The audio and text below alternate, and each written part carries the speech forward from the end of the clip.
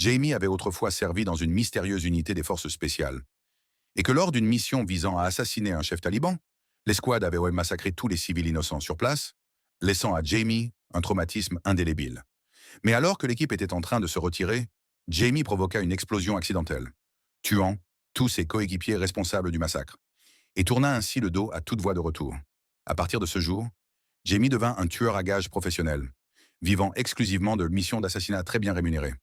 Mais cette fois, la mission ne s'est pas déroulée comme prévu. Après l'échec de l'assassinat de Charles, les agents du MI6 se mirent eux aussi à le surveiller. Ils ne pouvaient plus se permettre de perdre de temps. Ce soir-là, Jamie quitta la Hongrie et rentra auprès de sa femme et de son enfant. Mais puisque l'affaire de l'assassinat avait déjà été relayée par les médias, sa femme avait deviné que Jamie n'était autre qu'un tueur à gages motivé par l'argent. Face aux questions de sa femme, Jamie ne chercha plus à cacher la vérité. À ce moment-là, leur relation explosa. Mais Jamie en avait plus de retour possible. Et surtout, il lui restait ce contrat d'1 milliard à terminer. Le temps lui était compté.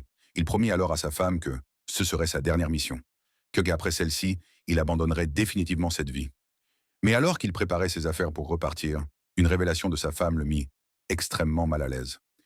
C'est son propre beau-frère, incapable de garder un secret, qui avait révélé à quelqu'un d'autre la véritable identité de Jamie. Elle était furieuse, mais incapable de contrôler son frère. Jamie, lui, était convaincu qu'il s'agissait d'un coup monté, tandis que Jamie se rendait au port, louait un hors-bord et choisissait de régler l'affaire autrement.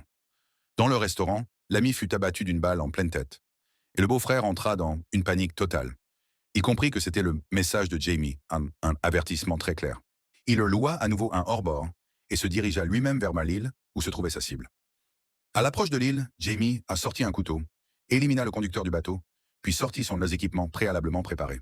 Sur le bateau, il installa un fusil de précision et fixa un caméra HD sur la lunette pour observer les mouvements sur l'île.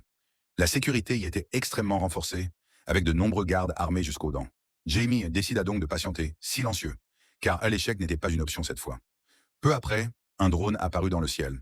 Jamie, inquiet, prit immédiatement sa canne à pêche pour faire semblant de pêcher.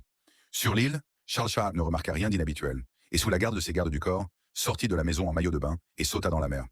À cet instant, Jamie vit enfin une ouverture. Mais alors qu'il gardait le Charles dans sa ligne de mire, un scooter des mers fonça droit sur lui. Jamie réagit vite. Il pointa son fusil, abattit le garde, rechargea et s'apprêtait à tirer de nouveau. C'est alors que le radar détecta à nouveau le drone, au-dessus de lui. Jamie brouilla immédiatement les ondes, et le drone perdit le contrôle, s'écrasant dans l'eau, mais la perte de signal trahit sa position. Les gardes du corps, alertés, plongèrent immédiatement sous l'eau avec Charles pour échapper à ce tireur lointain. Mais Jamie resta extrêmement calme. Il commença un compte à rebours mental. Il attendit que Charles, à bout de souffle, remonte à la surface et fit feu pour le tuer. Mais la balle fut bloquée par un garde du corps. Charles, terrifié, inspira une dernière fois profondément et replongea. Jamie rechargea rapidement, visa la surface de l'eau et attendit de nouveau, implacable.